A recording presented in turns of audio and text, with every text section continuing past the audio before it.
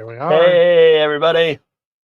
Mike, Jeff, Spring Creek Model Trains. We're doing it live ourselves. We are. Look out. Yep, look out here. So having a good time tonight here live at the headquarters of Spring Creek Model Trains. Yes. Downstairs in HO World. In the HO world, that's right. Yep. So, but a good part of the store, front of the store. So folks that Yeah. have been here to the store have seen this before. Yeah. So definitely looking forward to interacting with everybody tonight. So hopefully share that you're out there, share your comments, YouTube, Facebook, and we'll get going. But tonight we got a special guest, right? We do have a special guest tonight. We have from Athearn, we have Jim Wiggins joining us tonight. Yes, we do. So let's bring Jim on. Hey, Jim, how's it going tonight? Evening. Good. How you guys doing? Oh, excellent. We're doing great. Yep. Yeah. Another fun day at Spring Creek Model Trains. So yeah. New experiences. But yes. It never gets old. No, it don't. So we always got to try something new, which is fun. So this is new. So we'll be hosting here tonight. Looking forward to chatting with Jim. Oh, what? Thanks, Glenn. But yeah. Oh, thanks, Glenn. No, I needed sorry. a giggle. Yeah. So yeah. Yes, looking forward to chatting with Jim. Here we're going to be chatting about the newest announcements from Athearn. Right, going through what we got: GP38s, RS3s, and then their 36-foot cars that they've retooled and everything. So that's going to be really fun to see. Get to hear that firsthand here, spring with Jeff and I. Right, we've heard a little bit this from Jim at Train Fest, but looking forward to it again tonight, and then sharing it with everybody out there. So, but yeah, Jim. So I don't know what else you got for us. Well, we're always busy at Athearn. We're always working on stuff, and the pre-order stuff that we're going to talk about tonight, I'm pretty excited. I don't know about you guys, but GP38-2, probably one of my favorites. I kind of look at that as the railroad equivalent to the modern day pickup truck. I mean, that thing has been around since '72, and they're still on the rails today. They stopped production in '86. July of '86, last GP38-2 rolled out of LaGrange. And they're still around. They've been rebuilt. They've been a lot of them. In some cases, the locomotives that we're going to be talking about tonight, some of them are on their 5th owner, and they're still going along. I mean, it's pretty cool. So I mean, if you like mid-size horsepower, you like 4-axle equipment, it's going to be a fun show for you. We're going to talk about the models that we've got on pre-order, a little bit of their background. If you're into the Rock Island, probably going to be pretty happy. If you're into Iowa Interstate, definitely going to be happy. I'm pretty excited about the BNSF stuff myself. So yeah, we'll be talking about that. Of course, the RS3s, the Elko that was supposed to upset or dethrone the General. It was the answer to the GP7, and unfortunately it did not. But as far as staying power, it too has got a pretty good staying power. Some of the ones that are in our pre-order date back to 1954 and then currently to 2025. So the Elko's it's no slacker either. Yeah. Oh yeah. I always love seeing them showing up to a guy's layout to operate, right? And if there's an RSD on the yard, right? And I get lucky enough to switch the yard, it's like, this is awesome. Yeah. Because those units sound so cool, right? Especially in sound. They're so different compared to the other two. Yeah. So that's pretty sweet. And of course, always seeing a 4-axle, now in modern days, seeing 4-axles is pretty rare. So it's pretty awesome to get that chance to chase them down, right? Yeah. Live childhood memories of rail fanning out there and seeing everything. So that's pretty sweet. So, well, let's get into it. Let's get into some GP 38s here. So we'll bring up your slide deck here. And I started on the wrong slide. Let me get back to the beginning. There we go. Yeah. So that's from our last run, of course. And you guys might actually have these in stock because we just started shipping those, right after Amherst last year. And the biggest thing is these have the new lighting features. We'll talk about those coming up. But for the first time, That last run had operating number boards and classification lights based on the prototype. But a little bit about the GP38-2 and really kind of an interesting locomotive. So we all know about the GP40s. We know about the GP38s, mid 60s. Really good locomotives in their own right. However, thanks to some testing with the DDA 40X program, EMD said, you know what? We can make this locomotive even better. And the biggest thing was the Dash 2 electronics. Now, if you're a car guy like me and you've worked on some older cars, you know how wiring can be pretty hectic. There's all kinds of modules, controls, things of that nature. EMD basically took a modular approach. So rather than a rat's nest of wires, you now had modular components, which made maintaining and diagnosing any kind of problems a lot easier. Now, as a rail fan, the GP38 and the GP38-2, they look very similar. However, there's a couple of key spotting differences that you can see in the field. Although I will say this is a disclaimer, if in modern days, this isn't always the case because they've been rebuilt so many times. Right. Yep. And keep in mind, railroads like BNSF, they've taken their old GP30s and their GP35s and redone them to GP38-2 characteristics, 2,000 horsepower. Yeah. But the car body is not quite what you would think of as the traditional 38-2. But let's go back to 1972. And the 38 and the 38-2, again, they look very similar. But the two big key spotting differences is if you look at the cab on a Dash 2, you'll notice there's an angled part of the roof on the back of the cab. The other one was the sight glass on the engineer side. Those are two primary, but not the only spotting differences. And I wanted to tell you about all the spotting differences and geek out a little bit about that, but we don't have enough time on this program. I love it. Wow, I love it. that's awesome. Yeah. But, power was provided by the tried and true EMD 645E. That was a 16-cylinder engine. It generates 2,000 horsepower. And the nice thing about this locomotive was it was really designed to kind of replace EMD's first generation locomotive. So we're talking the GP7, the GP9, even the 18. And I know a lot of railroads ultimately did. Boston and Maine had GP18s. They went ahead and kind of put the GP18s on the branch lines, and they started using the 38-2s for their mainline stuff. And a lot of other railroads did too. That is cool. So, yeah, really neat locomotive. And again, they made these from January 1972 all the way up to July 1986. And you'll see as we talk about some of these locomotives tonight, there's different phases. It's just like with anything else, motor vehicle, for example. 72, 73, 74, you would see bumpers and things change on a car. However, with locomotives, they didn't do it by year, they did it by phases. So midway through, they would change something. They might change how the radiator grill is laid out. And you'll see that some will have the corrugated grill. Others will have the earlier wire style grill, much like the standard GP38s. Very cool. Okay. Very Well, cool. Let's go. Let's see what do you got here? We got some BMs coming. That's gonna be BM fans. I'm pretty excited about this. Yeah, Burlington Northern. So they were brand new, of course, in the 1970s. They went to EMD in 72 and said, "Hey, we need some GP38-2s." Ultimately, Burlington Northern ordered 37 GP38-2s, and they came in their standard at the time Cascade green paint scheme. So a little bit different from this. They had the barricade stripes on the nose and pretty simple.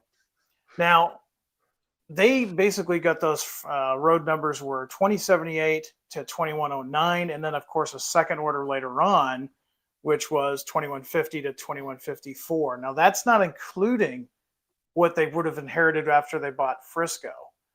Right. Now, going back to the mid 1980s, the Burlington Northern was one of the ones that really experimented with grade crossing awareness, if you will. There was a lot of grade crossing accidents, and a lot of folks thought that maybe visibility was one of the problems. So the first thing that Burlington Northern did is they came out with the tiger stripes. This is the mid 1980s. Remember those? Yeah. Yeah. Oh yeah. On the 50s. The Yeah. orange Yeah. and black. time. Yeah. Yeah. Wasn't That was really like back when BN couldn't figure out what kind of paint scheme they wanted. So. Yeah, It was a right. good days. It was a great days. Yeah, and I mean that's this paint scheme that people either love or hate. You know, it's one of those things. The other interesting thing that Burlington Northern did is they experimented with grade crossing lights. Now these aren't ditch lights. In fact, we did SD60Ms a few years ago, and people are like, "Hey, these ditch lights are flashing all over the place." And I had to tell folks, no. In the late 80s, they were working with basically strobes. So like strobes you'd see on an aircraft. Really? Yeah. When the horn was depressed, these would flash, and it was supposed to generate attention at grade crossings. They weren't really ditch lights, although they looked like ditch lights when they weren't working. And that didn't really do anything. So what did they do? In 1989, they introduced the white face, like you see here. And I think it's pretty safe to say that most Burlington Northern fans consider this one of the better paint schemes that they came up with. Yep. Yeah. Of course, the stylized logo on the nose replaced the chevrons. And you've got that white cab. But what's interesting about these is even as generic as the Burlington Northern may have seemed in the late 1980s, you can notice that there's some subtle differences here. Each paint shop didn't do exactly to the plan. So take a look at the top of the screen. You've got your first locomotive, 2108, which is an original Burlington Northern order. All the stripes. And look at the battery boxes. Yeah. They're still green. Yep. Then compare that to 2343. This is as it appeared roughly in 1996, just before it got patched. This is a former Frisco unit. So you're going to see differences, and this is where Genesis really shines. Frisco ordered their GP38-2s the way they wanted them, and of course Burlington Northern ordered them not just once but twice the way they wanted them. So you've got three different variants there that are going to have some subtle differences. The 2108, as it appears in the 90s, is based on a Phase 1A body because that's when Burlington Northern ordered it from LaGrange. It's basically when the 38-2 was brand new. Conversely, the 1996 era Frisco unit that's now in its white face is also a Phase 1 body, but there's some little things about it, like with the paint, you can see is totally different. Yeah. The fan separation is different on the back. Cool. Yeah. And I'm glad you pointed that out because very early, the first phases, the fans were closer. Phase 1B through, I believe, if memory serves me right, early Phase 2, they were further spaced apart, and then they went back together again. So that's what I mean. It's kind of tricky. You really have to do some research, especially with modern GP38-2s, to see the lineage and see what was rebuilt, when it actually left LaGrange, that kind of stuff. There's so many different details. But fortunately, with these guys here, we're talking 1990s, just before the BNSF merger. They're pretty much Frisco, and BN just painted in a new paint scheme. Right. Yeah. That kind of leads you into the next one here. Well, I have a question on these real quick. It says ditch lights. So these are true ditch lights, not the strobe lights that are that's a good question. Yeah, by 1996, that was pretty much standard on Class 1s, anything that was on mainline running. So yeah, by now, BN had abandoned that short run of the strobe lights and just totally adopted ditch lights. Okay. And then one more on the ditch lights. Are they also on the rear? It looks like it in the artwork, but yeah, that's not on the rear per se. Okay. So just forward facing. So even though it looks like they might be back there, they're not there. Yeah, it wasn't until just recently that railroads and the FRA required them on both the front and the rear, just because based on where they're going to be in the train. Right. But in the early days of ditch lights, especially in the 90s, they pretty much just focused on the front end. You'll even see that with some early BNSF locomotives that were in their Heritage 1 paint schemes. They just had ditch lights on the front.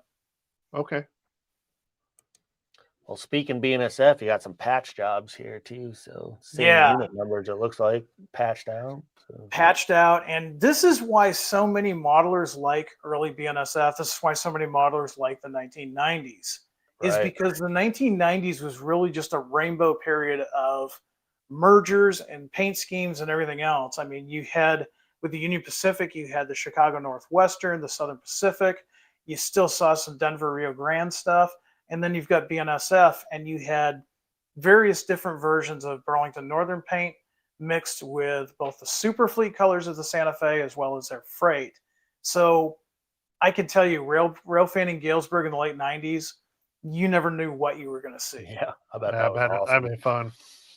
And this is a great example. Now, the other great example about this is going back to 1996, which these two units represent, is BNSF was power starved. If you're as old as me, you probably remember rail fanning them and seeing things like GP39Ms on the front of TOFC trains.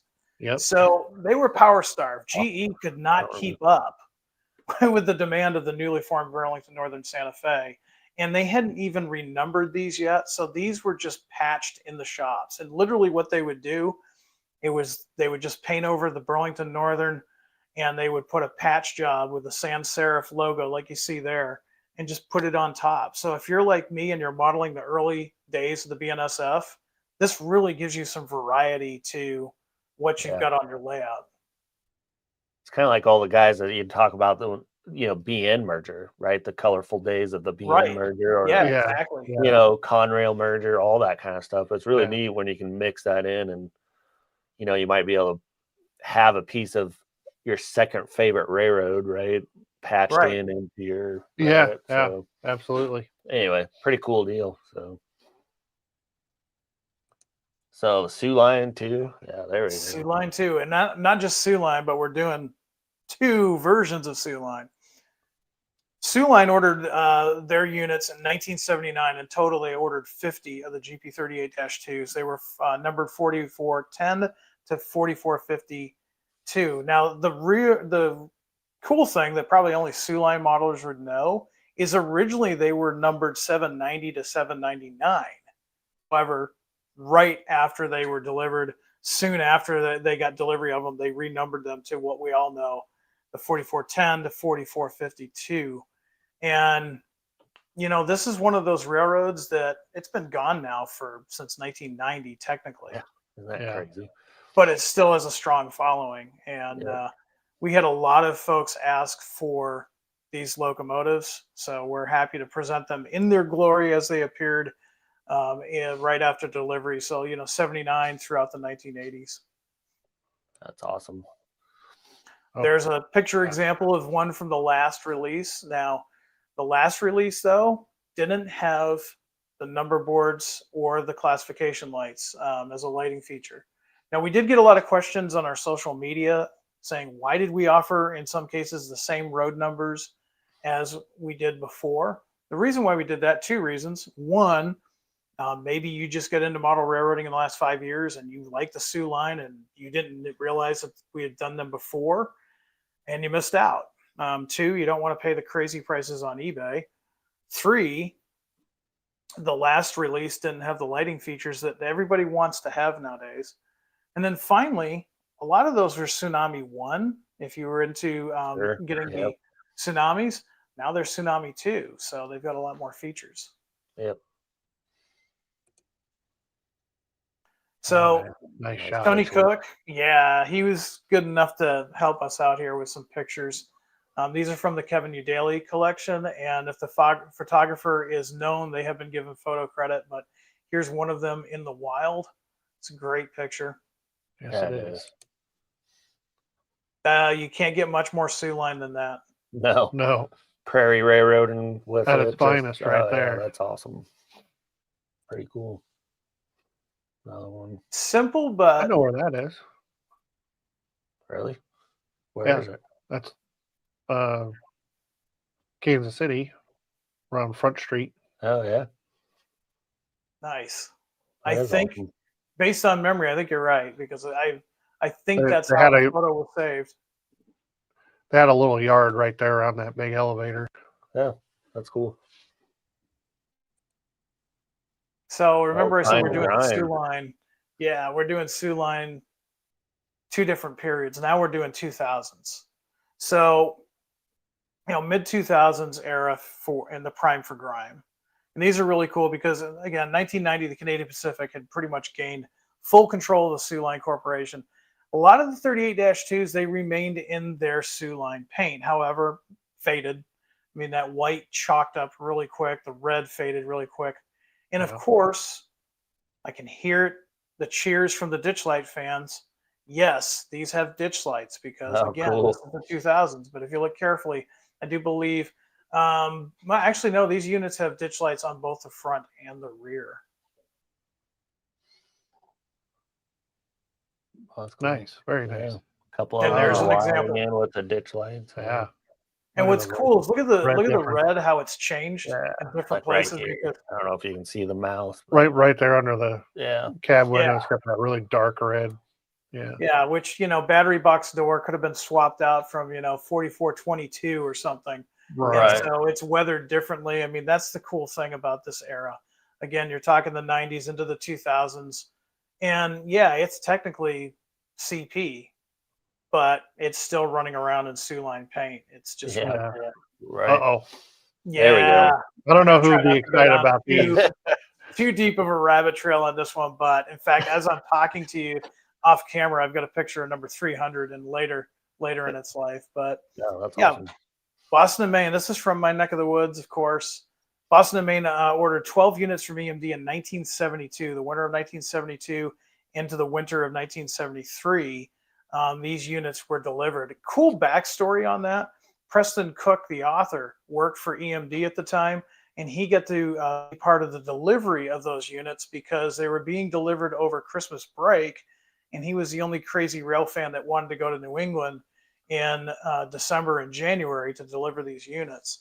So if you ever see Preston Cook in your rail fan pictures and things of that nature, he had a lot to do with these Boston and Maine units. Oh, that's pretty cool. So they were originally numbered 201 to 212. And this was the first new power for the Boston and Maine since the GP18s in 1962. In 1962, the Boston and Maine was run by Patrick McGinnis. And of course, those came in the famous McGinnis paint scheme. But by the 1960s into the 1970s, the Boston and Maine had become pretty much the Rock Island of the East Coast. They were on hard times. Comes along a new president, Alan Dustin. Alan Dustin turns the company around, and throughout the 1970s, they started to really recover really well. And one of the locomotive purchases that he opted for was the 38-2s, relegating the 7s, 9s, and 18s to branch line service and the 38-2s to the front of the class. The other really cool thing is 201 through 212 went through some minor changes throughout the years, but from the factory, from LaGrange, this is how they appeared. And rail fans would call these the Dustin Blue Dips or just the Dustin Dips for short, because it was a rather plain paint scheme, more conservative than the blocky mid-century modern McGinnis paint scheme that he applied earlier. Right. And then the other cool thing is 212 became 200. And anticipation for the nation's bicentennial, it was painted in this really attractive red, white, and blue paint scheme in 1975. There it is. Yeah. I was fortunate enough to actually see this locomotive in a matching PS1 caboose with it when the American Freedom Train came through Concord, New Hampshire, way back when. My memories are really limited because I was a young lad at the time. So my memories are a little limited on it, but I can say with all honesty, I did get to see this unit. That's pretty awesome. Oh, there it is. Oh, that's sharp. That's super cool. And here's actually, believe it or not, that is a bicentennial unit. And you're probably thinking, well, it doesn't look like it. Mid through the 1970s, when Boston and Maine had kind of gone with this blue dip with the white pinstripe type paint scheme, randomly, the shop would apply the old Minuteman logo back from the maroon and gold era, and they'd put them on the nose. And in New England, the Minuteman was about the Revolutionary War, the start of the country. So they basically kind of made these impromptu bicentennial units. Yeah, that's awesome. Oh, KCS, yeah. Yeah, now we're getting somewhat close to you guys. Oh, yeah. Kansas City, a little south of you guys. Kansas City Southern, these are probably the newer ones out of the release as far as when the manufacturer date was. Kansas City Southern ordered 12 units, units number 4,000 to 4011, and they were a later phase. So if you were to compare this GP38-2 to say either a Boston and Maine or a Burlington Northern GP38-2, you can see a lot of differences, but this is a later phase. This was back in the 80s, so you're going to see some differences. Yeah. I'm just going to ask a question. So you're saying that this was a KCS order, but it says these are former TP&W, actually? Yeah, these are former TP&W. They basically ended up picking these up, and I'm just going by memory here. It's been a couple of years since I did some research on TP&W. They picked these up in the mid-1980s, if memory serves me right. Okay. Very That's nice. cool. Yeah, very cool. Yeah. Is there ever any thought? Oh, you got to hold on that. Hold on. Yeah, go back. Go ahead. You had a question. Is there, now I personally am a fan of the gray for the KCS, but is there ever any thoughts of doing more white? Yes, there is. There's going to be some tooling that needs to be done for us to do the white ones correctly, because if memory serves me correct, those were also later phases, and there's some tooling in there that we are working on currently. So interesting. Yeah, we don't have them. Just a question for the fans out there of the white. You know, I got a good friend that's his era, and was like, "What's new in KCS?" I said, "Everything's gray." Everything, it always is. Yeah. So more coming though. Very cool. That's all right. Part. Now onto the bankrupt blue. Here we go. There it is. Yeah, bankrupt blue. I'm glad you said that. So Rock Island, total of 68 units, and painted them into their new image. Yep. You know, which when I was a kid, I thought that was the R from Batman and Robin, actually. That's awesome.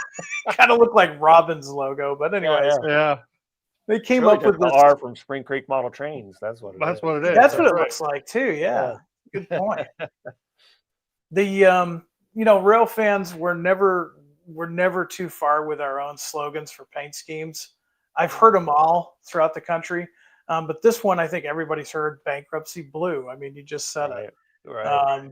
We went from this bright fire engine red and yellow paint scheme in the early 70s to this blue and white. And, the railroad was trying its best to recover from years of no maintenance on their rails, lost revenue, things of that nature. And so they wanted to come up with a new image, to kind of break free of that and, show investors that this is a growing railroad.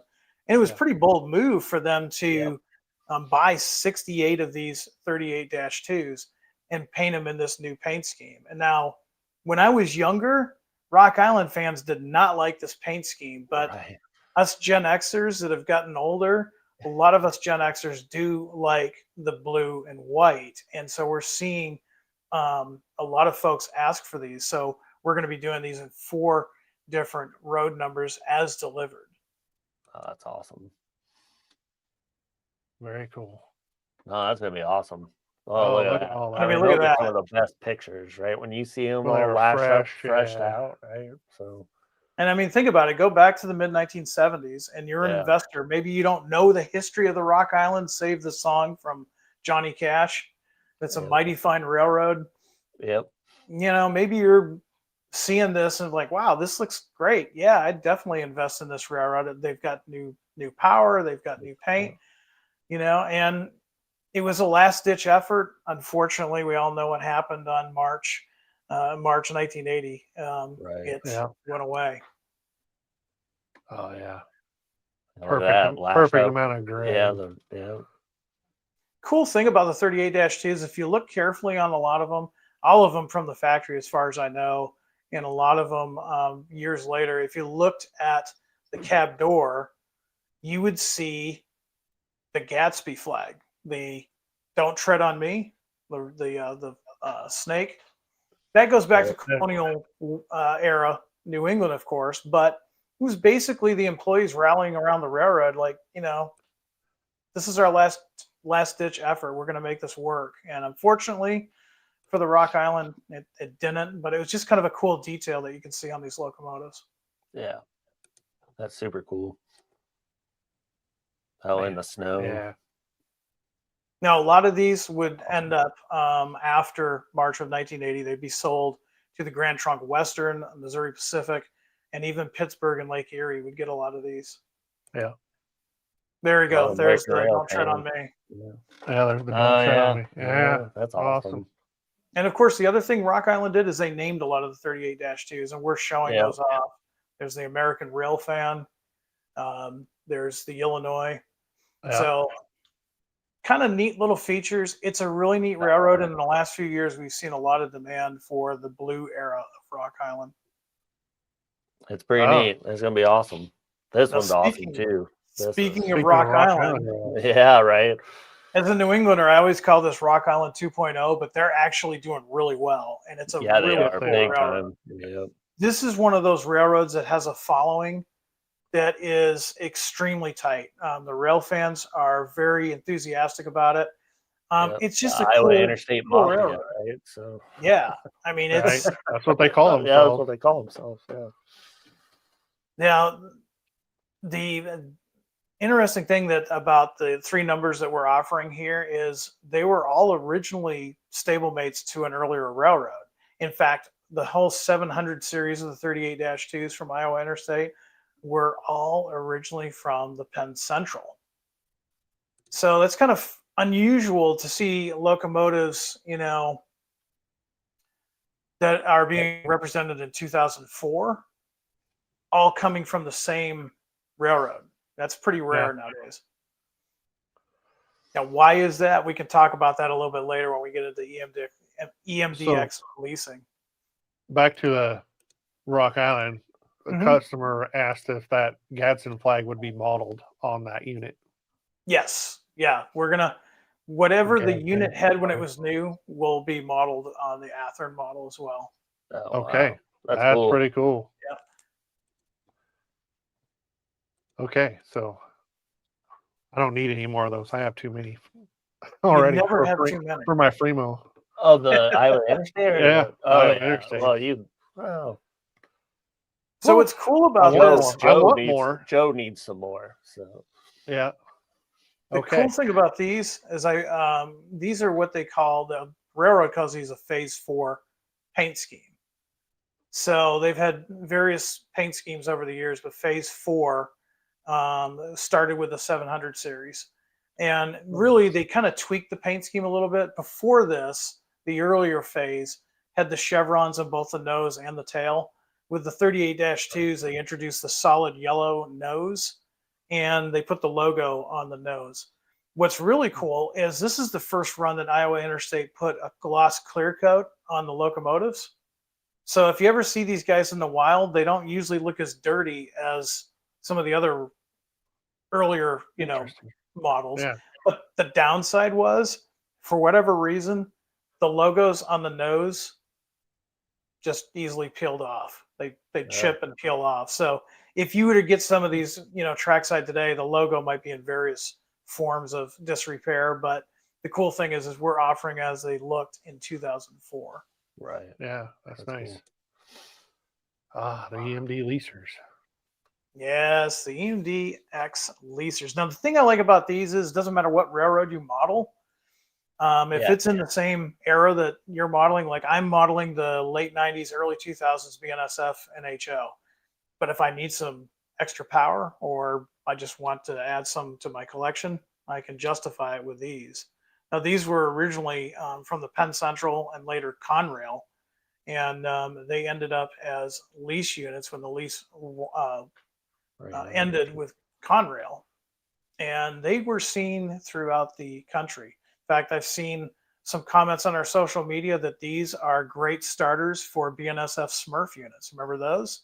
Oh yeah. So there you have it. If you want a Smurf, it's a real easy justification there. Yeah. Real easy to do. Yeah, take that and model it over, right? So that's cool. Oh, Lehigh Valley. There you Lehigh Valley and the Cornell Red. Yeah, this is another one that we had requests for. And, older railroad, but we still get requests for it enough that we're going to do I believe we're doing 4 different road numbers for the Lehigh Valley. And really, these were a follow-up to the older GP38 ACs that Lehigh Valley got. And these were ultimately used on some of their named freight trains, like the Apollo and the Mercury for their TOFC trains. And of course, they also used them on mixed freight as well. All right. If you want these, you got to pre-order now through Spring Creek, because November 28th is coming right up. I can't read my calendar. My eye's not that good anymore. Yeah, we got what, 13 days, I think, until the 28th. So hit us up there. The email address is going across the bottom of the screen there. The customer service at springcreekmodeltrains.com. Email in your pre-order request, right? And we'll get you on our list. And we don't require any down payment or anything, or any deposit, I guess is the word I was trying to think of there, folks. So we don't require a deposit. We just ask that when the product comes in, that you at least respond to us and let us know one way or the other if life has changed or whatnot, so that we can get it back out on the shelf if you don't want it anymore. So, but that's the way it works here at Spring Creek Model Trains. So definitely hit us up anytime on that. So, well, thanks, Jen. That's pretty awesome to see TP38. So you want to dive right into some RS3s? Well, if that's easier, we can do that, and then we'll show some of the features. Oh, we showed the picture. No. Let's show your. I think we got one here from Flash Release. So we'll get back here. Show your camera. There it is. D&H, So this is from the last release that we actually started shipping. Actually, no, that's a 39-2. My apologies. But we're going to use it as an example because it's on the layout. Sure. Because it's going to have the same lighting features. Now, one of the things I do want to stress to everybody is the lighting features as far as the lit number boards are going to be across the board on the 38-2s. However, the classification lights, that's not going to be on all the locomotives. So obviously classification lights went away by the mid-1980s. So if it's a Boston to Maine, Rock Island, Lehigh Valley, it's going to have operating lit classification lights. However, if it's a BN for 1989 or BNSF or obviously Iowa Interstate, they're not going to be there. In fact, in some cases like the Iowa Interstate, you won't even know the classification lights were there, because by then they had just sheeted over those and covered them up and repainted them. And so ours are going to be accurate to the actual prototype. But let me go ahead and let's see. I've got this one queued up with your Genesis locomotive for your classification lights. That is function 25, and hopefully you can see that. On the nose came up. Yep. And then function 24 is your number boards. And again, I want to stress that the number boards are across the board. However, some locomotives, if it's a more modern locomotive, they got rid of number boards in the back portion of the hood. It was just on the cab, and in those cases, it's just going to be the cab that's lit up. But that gives you an idea. That's the new lighting features of the 38-2s. And in fact, if you want to take that camera off real quick, I do have an actual 38-2 that I can put in camera center. Okay. I'll let you zoom out of that. There we go. Yep. We'll do a little magic here. the 050 making it happen. The 050, yeah. And I'm not going to put it on the track because this one does not have a decoder yet. But there we go. Go ahead and bring that back up for everybody to see. There we go. Here is the Rock Island 38-2. And very nice. You're showing off a non-sound version right now. So yeah, this is the non-sound version. Yep. This is exactly like what we've got open for pre-order. However, you're going to have the option of lit number boards and lit classification lights. So if you missed these the first time and you've been trying to find one, you're using those online auction sites or maybe a train show, you may have some sticker shock. because they are actually in demand. The bankruptcy blue has got a loyal following. Yeah. Now's your chance to pre-order one and lock those in and get all 4 units and not have to pay those crazy high prices. Yep. Hit us up on that. We can help you out all and get a pre-order price out there. So yeah. Oh, what'd I do? Oh, hey. Made it back. Yeah. I agree with you, Tom. I think there's gonna be several of folks here. So yeah, for sure. Yep. Well, Might be able to talk Jeff's son into getting one. You can talk him into anything. A lot of folks have missed out the first time. Myself, I bought the the Boston and Maine 38-2s, but they're Tsunami 1. They don't have the lighting features. And let's admit it, we like lighting features. Yep. Yeah. So, and I missed the Bicentennial unit, and the Bicentennial unit's just been too rich for my blood on secondary sources. So I'll just wait and pre-order. There you go. Yeah. That's pretty cool that you're doing that Bicentennial unit. That's neat. So, all right, well, let's jump into some RS3s here. So yeah, Elco's, otherwise known as designated steam locomotive. Right. That's awesome. So I got a trivia question for everyone that's watching, and including you guys. Does anybody know what the designation RS3M stand for? What does it mean? No clue. Somebody out there is going to know. Somebody will know. If my buddy Jason Aruda is watching, he'll know because he actually maintains Elco's for Vermont Rail. So that's cool. They're still running some of these on Vermont Rail. Oh, yeah. I mean, there's some railroads still running these in 2025. So to answer that question about the M designation, basically it's an Elco that's been upgraded with an EMD prime mover. Oh, no way. The Elco and put in an EMD. So it's an engine swap. It's no different than what, us cars guys do with, a LS swap or a Coyote swap. Right. Yeah. You got to make sure you have the right sound file then on your. And you know what? That's right the cool decoder thing is there. That's kind of cool. Yeah, if you've got the Tsunami 2, right, you can do that. You can totally do that, especially if you are kit bashing your own and you want it to have the EMD. You just get the EMD 1 or 2 decoder and set it up accordingly. And yeah, it's totally doable. Boy, that would throw me for a loop though when I was operating one. Yeah. Being the novice railroad locomotive what guy. So yeah, that's awesome. So that one there that you see, that's from the previous run, but this is what we're doing for this run. Yeah. Again, this is all based on our surveys that we've done in the past, and also we have a product suggestion email that we use. So we take a look at that every year and say, what do people want? Believe it or not, people want Penn Central. So we're doing 3 different road numbers of Penn Central. Wow. That's the steam generator stack is crazy. Right. Isn't that cool? That's cool. It's like, what is this? What's cool about that is, they were used for passenger service. And the other thing that's really cool about RS3s is the front depended on the railroad. In some cases, like say Boston and Maine or Denver, Rio Grande, the long hood was considered the front.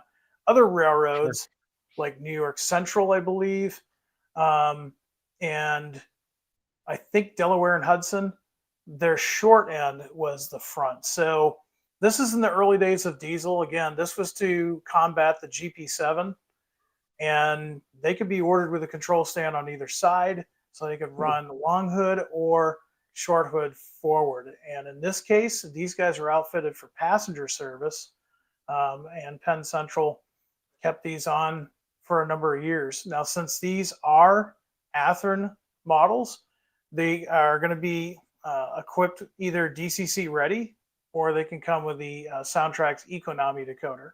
Right. Okay. That's cool. Very cool. Central Railroad of New Jersey. That's one that we had a lot of requests for. We're doing 3 different road numbers here. We did a different paint scheme than we've done in the past. So we're hoping that the Central Railroad of New Jersey guys come out and pre-order these. That's cool. So how do you guys pronounce this? Reading. Thank you. I was waiting. Well, I've gotten in trouble once. One of our good friends up in Omaha. He's a Reading fan and from out in the Pennsylvania area, right? So he educated us. He educates us, yes. Yeah, this is one of those things that there is no subtlety here. If you say reading, somebody like me from that part of the country is just going to lose it. It's almost as bad as saying Worcester. Right. It's not right. That one I still struggle with that one. But. It's Worcester. Yeah. Reading. Yeah, it's the Reading line. And this is another one that we had requests for. One of the cool things about the RS3 is if you look carefully at the fuel tank area, you'll notice that some of the locomotives that we're offering in this run, the fuel tanks look a little bit different. Now, the way Alco set up their locomotives were, if they had steam generators, you notice they don't have the water pipes like the GP7s and later 9s have on the long hood. They had the water down by the fuel tank. So they would have a small fuel tank and a small water tank, or they may have a large fuel tank and a small water tank, or they would have a large water tank and a small fuel tank.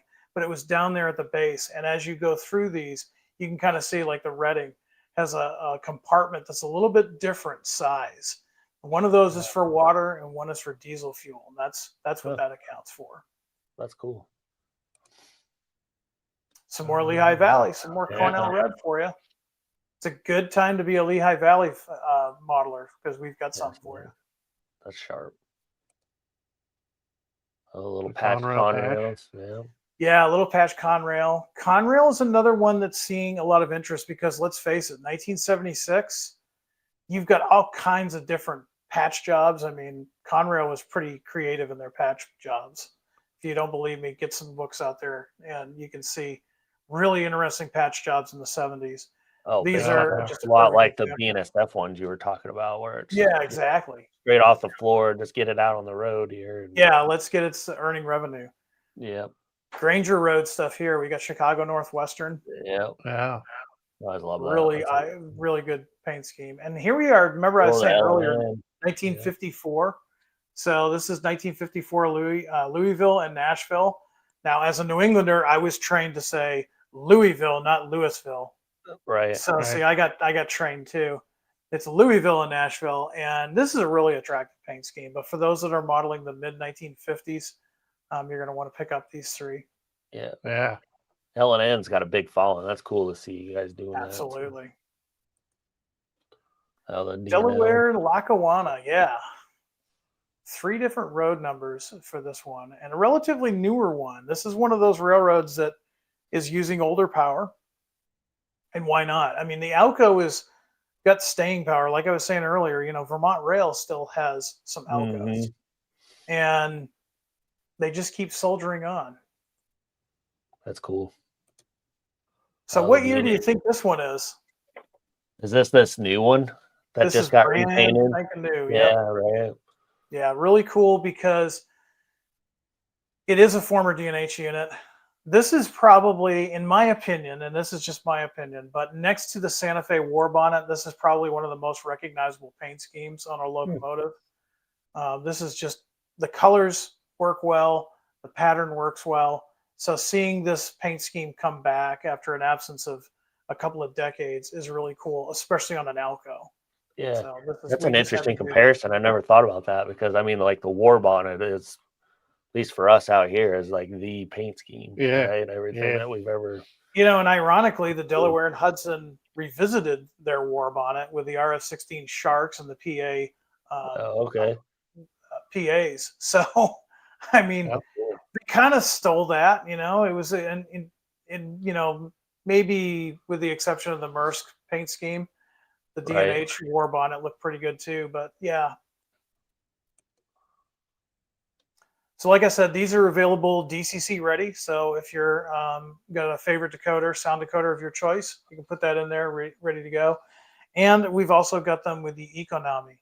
Now, I do realize that these are Athearn, and I do realize there's other manufacturers that make Alcos that are more detailed, certainly beautiful models. However, the reason why we kept this model and upgraded it for the 21st century is because we realize there's a lot of folks that are into Freemo, or they've got a layout and they want to have multiple units and consisting. Let's face it, you start getting Genesis level locomotives and getting 2, 3, 4 locomotives, it gets expensive real quick.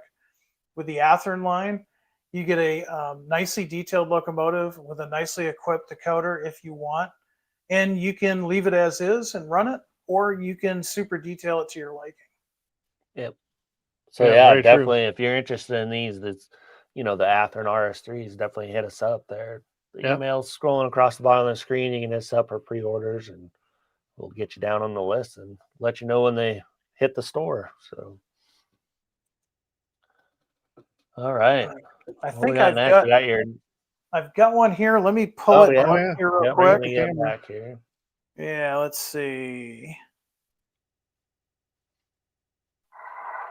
And I'll just shut the sound off so we don't have to listen to the sound.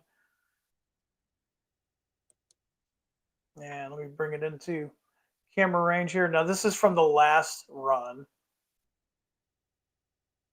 This is a Denver Rio Grande. And the long hood on the Denver Rio Grande is considered the front. Another cool story about these is when Alco was offering these locomotives to railroads like the Denver Rio Grande, the Nickel Plate, the Boston and Maine. A lot of railroads had just come from steam, and most steam locomotives are black. There isn't really a paint scheme to them. There was lettering and logos, but not a paint scheme. And so a lot of railroads were like, well, I don't know what to paint my railroad. I don't know. So both EMD and Alco came up with templates. And that's why if you look at a Rio Grande paint scheme like this, it's very similar to a Boston and Maine or a Nickel Plate. Right. It's because both EMD and Alco came up with these templates. Now, as time went on, of course, they got simpler or they just changed altogether. But it's kind of a neat era of railroading. So as you can see, nicely detailed. You've got some grab irons. The pilots are pretty much clean. They don't have the MUs or the cut levers or things of that nature, but they are easily put on if you want to super detail it. And again, you have lighting features. On this case, we've got headlights. In some cases, depending on the prototype, you may have a beacon of some type. You have enough in there in the economy to control all those lighting functions. So this is a great locomotive for somebody that's into Freemo, or they're just an alcoholic and want to get a bunch of these at one time. I like it. That's awesome. So, question on the DCC ready versions. Do those come with a speaker in it? So are they sound ready right away, or no speakers? No speakers in these. We're trying to keep the cost low because we also realize not everybody's into sound. Sure.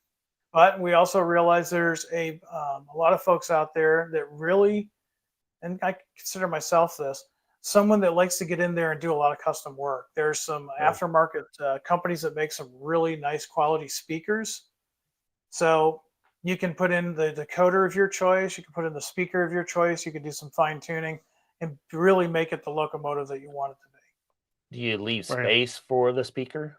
Yep. Is there okay? So you don't have to tool or machine the weight out or anything. No, it's literally moving a piece of. Then. Yeah, it's removing a piece of the chassis weight to put in an enclosure. It's much like the Genesis system. Nice.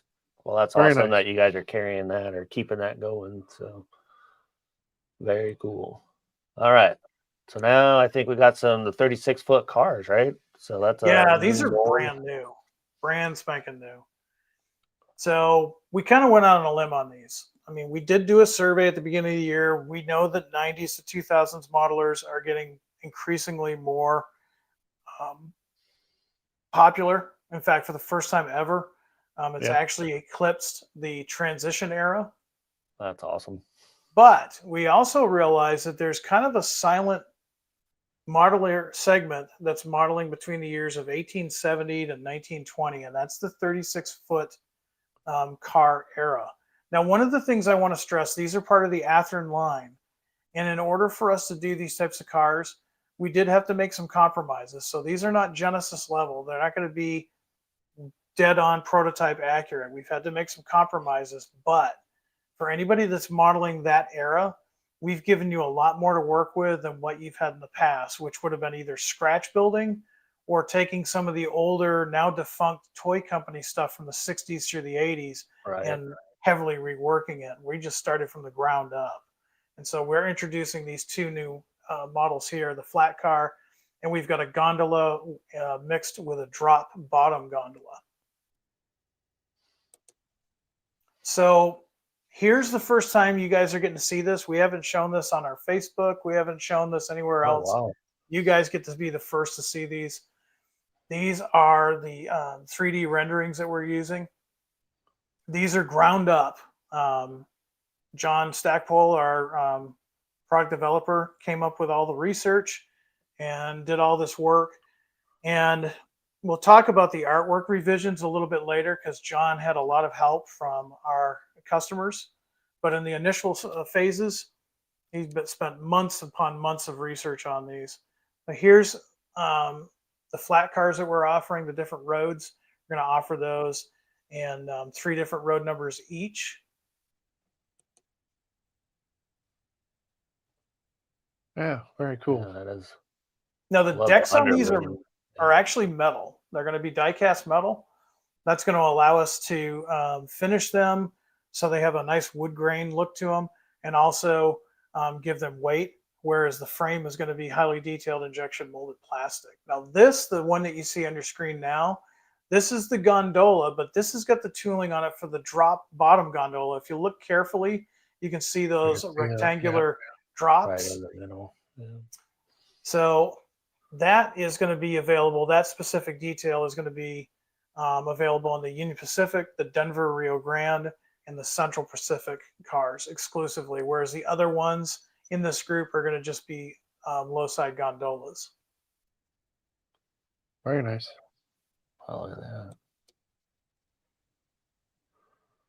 And again, great starting point for whatever particular era you're modeling. So this picture here, there's a lot to talk about here. This is the underside detail. We already talked about the decks of both the drop bottoms and the flat being die cast. But here's some cool stuff that John learned through his research. The color they used to paint the bottom of these is a color that's specific for this era. It was called a Princess Black, believe it or not. It was a type of process which they would use that would allow them to coat not only the wrought iron parts of the car, but the bare wood. And it was kind of like an oily black color. It wasn't like a pure paint color. The other thing too is if you look carefully at this 3D rendering, this is an Athearn first. We've got the ribbed backed wheel, which is typical for this era of freight wheel. So if you look carefully there, you can actually see the rib, which we've never done that before. This is going to have the K-brake system, which was specific to this era of freight car. Also, the brake wheel is all new, so you can see how the brake wheel looks. It's got that early, post-Civil War era wheel.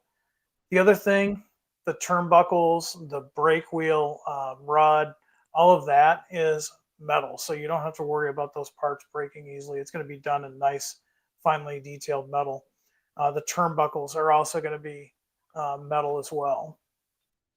Now these models, these models here, these are laying the foundation. Now I want to kind of say a disclaimer here before we go to the next slide. These models, depending on how they do on pre-orders, will dictate if we're going to do more, because there are other models in the works. But if we get enough pre-orders on both the gondolas and the flat cars, we've already got waiting in the wings some new models that we're going to introduce to the line. And we're so far, it seems like that might happen. So if you want to go to the next slide, I'll show you a preview of what they're working on. And we haven't announced these yet. And these are the very early renditions of the coal cars. Coal cars, a little bit different here. The 3D rendering can't capture the load like we really want to. But if you go back to just after Civil War, there's going to be a coal load here. And the coal loads back then were nothing like they are now. Right. They're almost uniform now because of the way they've been crushed and everything. Civil War era, they were big, chunky pieces of coal. And that's the load that you're going to have on these cars. It's going to be that earlier, chunky load. Also, you can see that the sides are extended and you have pockets on the frame. Yep. The next slide will really show the inside. You can see both the pockets on the side of the frame. And if you look carefully on the inside, we've simulated the wrought iron corner bracing, just as it was applied to the real thing. That's cool. Nice. Oh, and then, of course, tank car. What's cool about these tank cars is you can run them from the era that we're saying, but a lot of these, believe it or not, lasted in the 40s, 50s, maybe even the 60s as maintenance away. So even if you're modeling a different era, you might want to add one of these tank cars to your layout. Now, the cool thing that we did is when we first announced these, we get a lot of feedback on the artwork, meaning the paint, the fonts that we used, things of that nature. So a lot of folks that are modeling this historic era contacted our Athearn product suggestion email and were nice enough to supply us with information that we hadn't found. And so we want to thank all of those that sent in that information. And second of all the updated artwork is now on Athearn.com. The PDFs have all been updated. The artwork for each freight car has been updated. In fact, we put a post out there on our social media as well as the newsletter that all of the artwork has been updated per customer requests. So that's awesome. That's the beauty of that. We were able to turn that around really quickly thanks to the input of our fans. Well, that's great to hear. Yep. Looks like these have got the same pre-order deadline right here coming up. Absolutely. About a week, 2 weeks away. So definitely be getting those in. And as we've been talking, you can definitely hit us up here at Spring Creek Model Trains. We can get right. I know we're known for the 90s and later modeling, but we get it all, right? We're into trains just like anybody else is. And if you want it, we'll get it. Get it in here. So that's right. That's right. So just hit us up there. We'll get you on. Glenda will go through your email, get you on the list, and we will get you taken care of. So, well, we appreciate everybody hanging out with us. We got just a little bit more for our show today. We want to kind of highlight from Spring Creek a few things of Athearn products that are in our store. Right. And we're going to focus on some Genesis locomotives.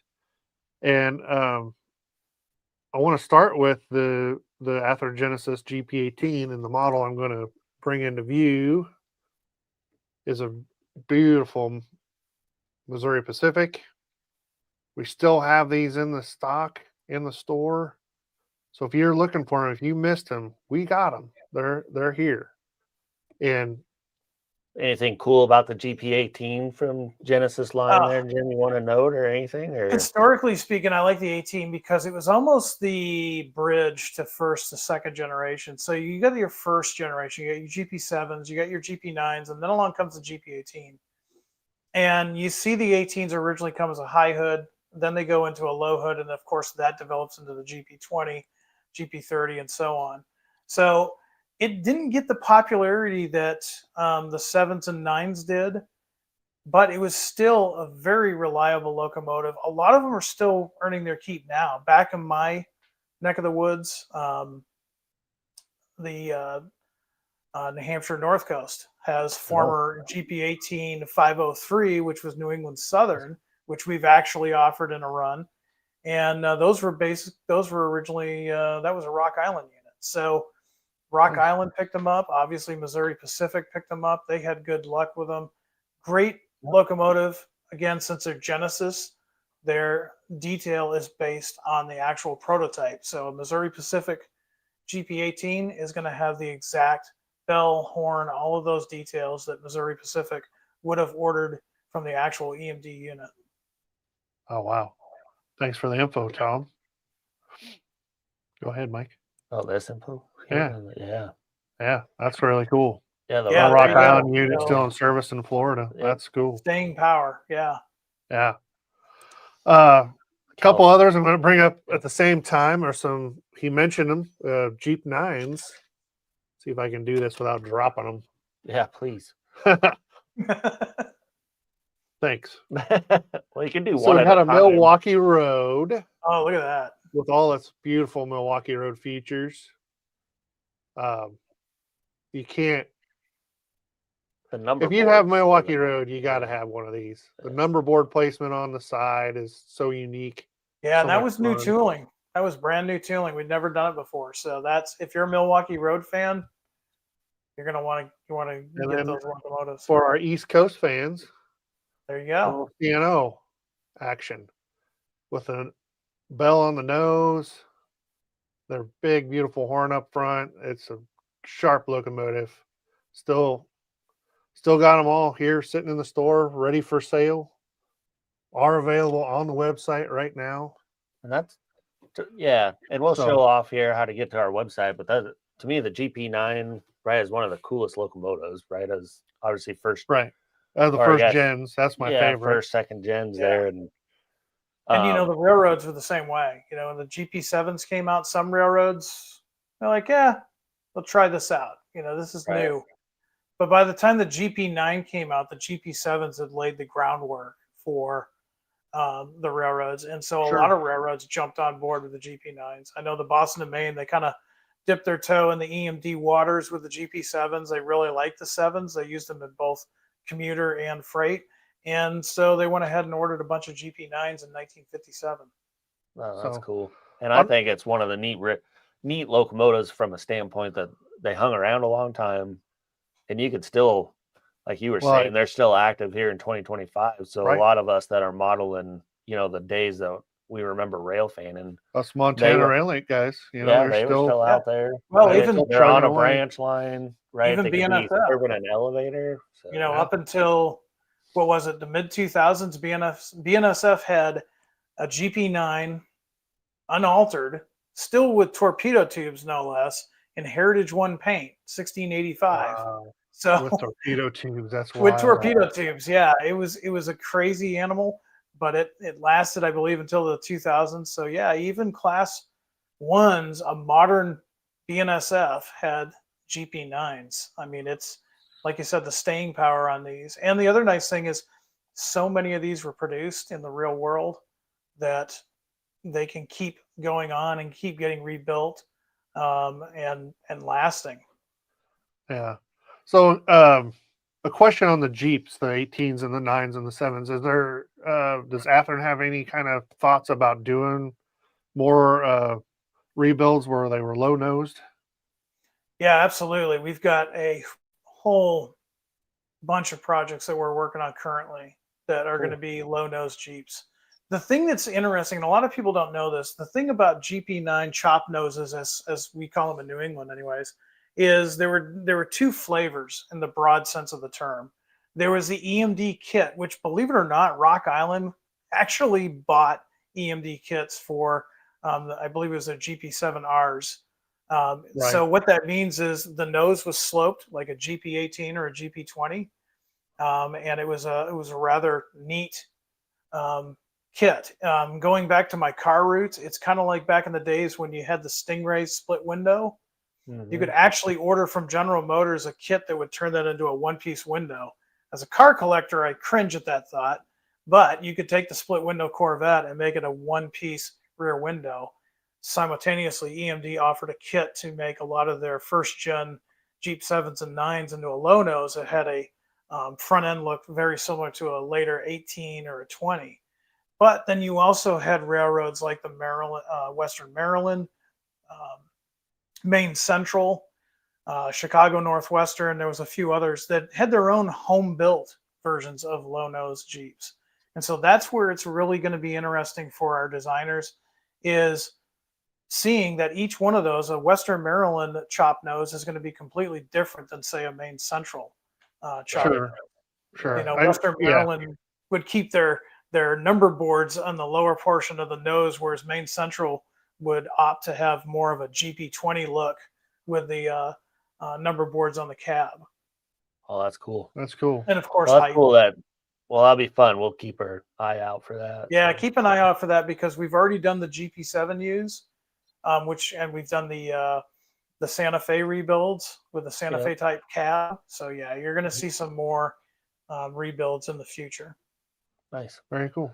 Well, I got one more. last one. And it's a newer locomotive than the Jeep series, and it's a big one. So it's an SD 45-2, and these are one of my favorite locomotives. This one is in the Seaboard Coastline again for you East Coast fans. I really like the "Pulling for You" slogan they put on it, and these were just big, beefy, heavy haul locomotives. And if you were into coal trains and coal railroading, these are your thing, right? That's For awesome. me, Montana Rail Link got a ton of them. I think most came from the Santa Fe, but I shouldn't say a ton of them. They had 10 or so. And unfortunately, they're all gone from the railroad at this point. But that's the locomotive I fell in love with that railroad. We have this one. We have the HATX and its patch out versions, and that were those Seaboard Systems, I think. Yeah, we can show some of those. So yeah, if you get out on our website, everybody, you can check it out here under the InStock down in Athearn. And then you can get to our Athearn Genesis page. And you can find them here under the EMD. And then we got them both in their own categories if we go into the GP9s, you can take a look. Jeff's got some information out there, but then you can go through all the different paint schemes that are still available here. Once you select on that paint scheme, you can pick a road number, be checking those out. And we can go down like the GP18s. We got several different paint schemes still available live on the website. Yep. If it's on our website, it is here in the store. Sometimes, obviously, we're humans running this, so sometimes we have mistakes and we get our quantities off. But the goal, if it's on our website, it is sitting here at the store, available for you to order. But yeah, definitely some unique power that's out there. Different aspects of the railroad, right? Different eras of the railroads that you could be modeling and grabbing now to get out there. So definitely check that out.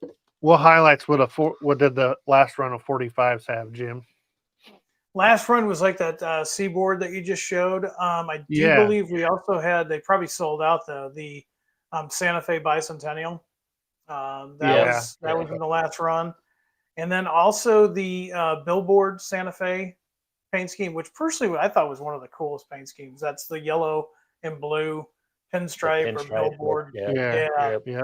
We did, I think, 3 different road numbers in that. And then there was some Prime for Grime in there as well, some former lease units. But yeah, you're right. 1970s coal power, that's what you're looking at. That was the superpower of its day on the EMD side.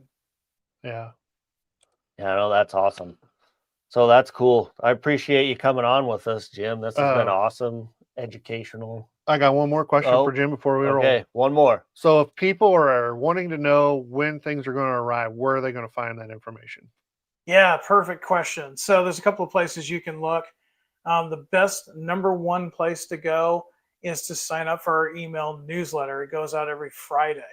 And I try to highlight what's open for pre-order, what's coming soon, what we're working on. It's also a great way to see what's going on behind the scenes at Athearn. We talk about different shows we've been to, what the employees are working on, what product developers are working on. So you can sign up by going to our website at athearn.com, scrolling all the way down to the bottom of the homepage, and you'll see a box that says sign up for the Athearn newsletter. Just put your email in there, hit send, and the next Friday you'll have in your inbox the latest news from Athearn. You can also check, we are working on tightening up the ETAs on our website, so you can check there. Or if you still don't see what you're looking for, you can always join me live every Tuesday at 7 o'clock Central on Train Tuesday, where I talk about the latest stuff that's coming into stock at places like Spring Creek. And we can also talk about ETAs. Sometimes I have a good source from the factory of when some of this stuff is coming in. Well, that's fantastic. Yep. Yeah. Bunch of opportunities. Obviously, we try to stay up to date on that as best we can. So if customers ask us, we give you what we know, right? We don't know it as in and out as Jim does, but we will try to give you the best estimate and keep you up to date. So it is always a challenge, right? There's so many moving parts on model trains, which is the crazy thing. And then so many things, yeah. Yeah, when you think about what you guys are doing at Athearn, trying to produce them from the ground up, right? And then even from the hobby stores like us, right? When you can look in the background behind Jeff and I, just this one aisle is just Athearn Genesis locomotives. Right back here. Yep, Athearn ready to roll locomotives. Ready to rolls are on that side. Just trying to keep track of all that, of what's coming, what's been here, yeah, what's going to come, what's on pre-order. So anyway, it's a team effort. The other thing, guys, that you're not mentioning is, yeah, you get a great website, but if you're ever in Deschler, Nebraska, I know you guys do Fremo setups. Or driving by. Or driving by. Or just happen to be driving on 136 and you end up in Deschler, Nebraska. You got to stop in because I've been there, twice? I still haven't seen the whole store. It's literally just a giant store of all things model trains, and it's definitely worth the trip. So watch your YouTube channel, watch your newsletter for when you've got events and things of that nature. And what is it everybody says when they first walk in? Yeah, just they just stop and say, "Wow." Yeah. Because a lot of places, we actually had a gentleman from Charlotte, North Carolina, come by last week. Was that right? Mm-hmm. Or that was 2 weeks ago now. Well, 2 weeks, yeah. Anyway, Tony, and he just said, he goes, I live next to a population center of 2 million people, and we have 0 hobby stores. He goes, you got 700 people, and you have one of the best in the country. He goes, it just amazes me. And he goes, I'm so happy that I got to come. So that was a lot of fun. Yep, it's fun to see. It's pretty crazy when you're downstairs, right? Somebody comes into the door for the first time and they actually do stop and say, wow. And it's not usually on purpose. It is just like they look around and their mouth drops, right? And it just comes out. So it's pretty cool. So I appreciate that plug. We always try to be here, right? We try to welcome you like the hometown store that we believe we are, right? And the customer service that we're willing to talk to you just like family. So yeah, and we realize that we can't physically be everywhere, but we definitely want to be your hometown hobby store if we can. Yep. Try to answer that. You guys go to a lot of shows too. I see you at shows every weekend. Yep. So where are we heading this week? Maybe hit that here real quick. Oh, this week the big show trailer is on its way to Albuquerque, New Mexico for the Rails Along the Rio Grande show. Yep, and then we got our going to Collinsville after that. After Thanksgiving show in Collinsville, Illinois after that. And then there's a weekend off, and then we're in Longmont, Colorado for the last show of 2025 for us. Yep, and then we're also doing an email newsletter sign-up giveaway that's going on until the very last show of 2025. So sign up for our newsletter. You can see the drawings that have been happening on our YouTube channel. Mom and I have been out there doing the winter drawings and stuff, and we've been working to get all the winning cars out the door to everybody. So definitely be checking that out. That's a good way to be signed up for our pre-orders. We put out announcements from Athearn and everybody that these are out there, these are available for pre-order, and get on the list. So definitely. Well, Jim, thank you so much for your time this evening. We can't thank you enough for coming on with us. Yep, we look forward to doing it again. For everybody who stuck with us and watched us, we really appreciate it. Thank you so much. Hopefully we'll do some more of these lives in the future. Oh yeah, I think we will. So thanks, Jim. So yeah, thanks guys. Thanks for having me on board and let me geek out about locomotives. We love it. We love it. Learned a lot. So appreciate it. Thanks everybody. We'll catch you guys next time. Night everybody.